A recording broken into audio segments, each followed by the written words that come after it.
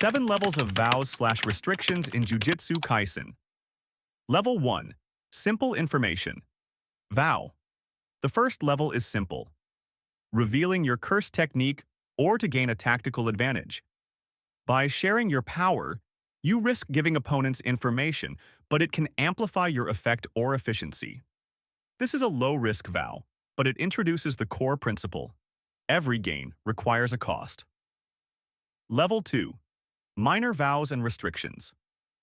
Level 2 is where minor voluntary restrictions come into play. The perfect example is Nanami Kento and his overtime rule. By limiting himself to using full energy only during overtime hours, Nanami restricts his cursed energy usage for efficiency.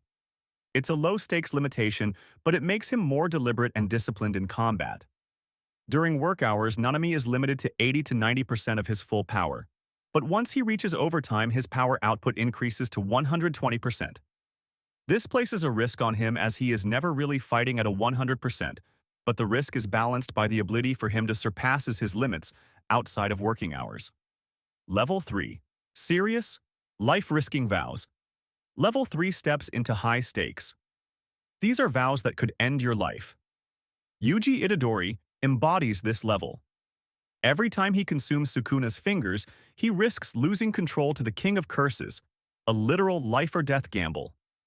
In exchange, he gains access to unimaginable power, capable of facing enemies far beyond his natural limits. It's not just physical risk, it's mental, spiritual, and existential. If it weren't for Yuji being a perfect host for Sukuna, the risk would far outweigh the benefits as anyone else would die or be consumed by Sukuna from the very start, making this vow a death sentence to most others. Level 4. Partial Heavenly Restriction.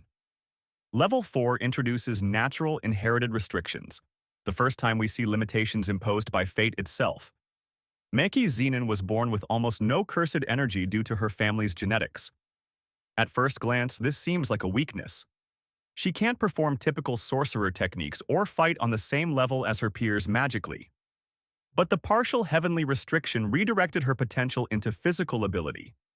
Her strength, speed, reflexes, and precision all skyrocketed to compensate for what she lacked in cursed energy. Maki's weapon mastery became second to none. Using polearms, swords, and other cursed tools, she can face opponents with far more cursed energy than her. Her restriction also shaped her mindset. Relentless training, strategic thinking, and sheer determination turned what should have been a weakness into her defining strength. We can see the polarity with her sister who grew up similarly but isn't comparable to Maki. In a way, Level 4 is the starting point of true sacrifice.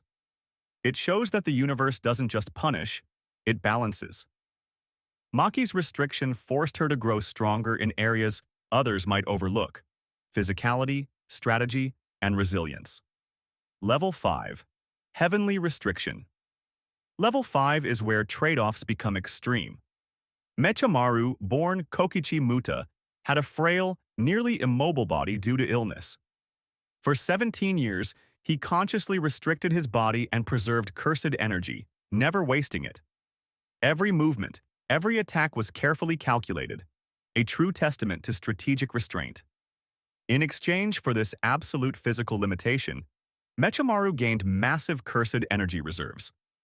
This allowed him to control multiple puppets over vast distances, coordinate attacks with precision, and even manipulate curses from miles away. His restriction didn't just grant raw power, it created versatility. After his frail body was repaired during the Shibuya arc by Mahito, he still could go toe-to-toe with Mahito, proving that his power wasn't just a product of puppets, but of sheer cursed energy mastery and experience. Even after his death, Mechamaru's body became a walkie-talkie, a device that allowed him to communicate and guide allies. This wasn't a separate vow he made consciously. Rather, it was an extension of his original heavenly restriction.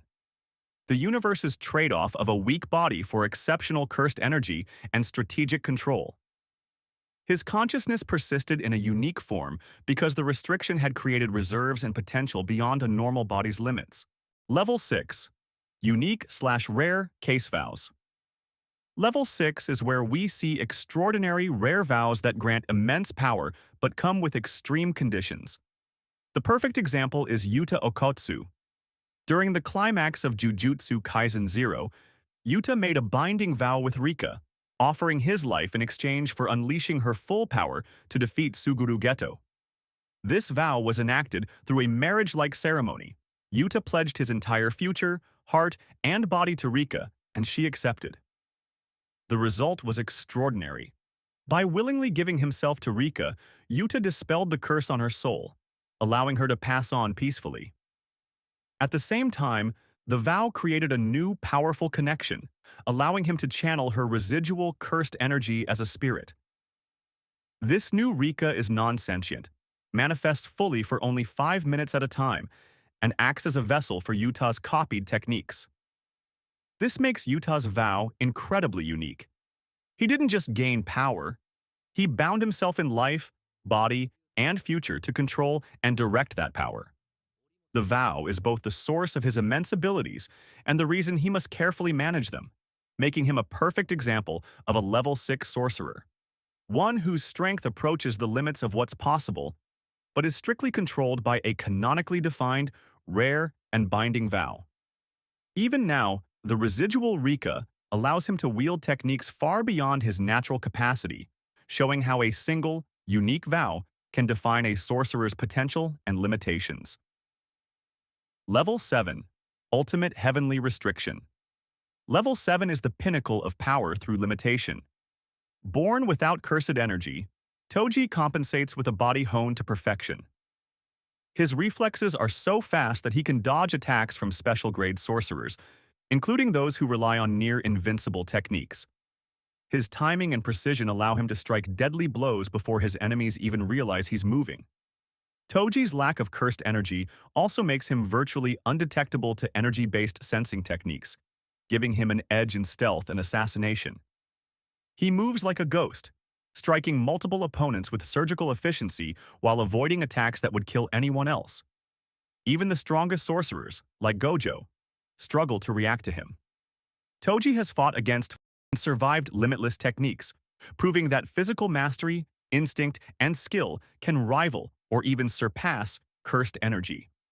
He wields swords, firearms, and tools with unmatched expertise, turning every weapon into an extension of his lethal intent. His feats aren't just strength or speed. They're proof that a restriction, when mastered, can become the ultimate advantage.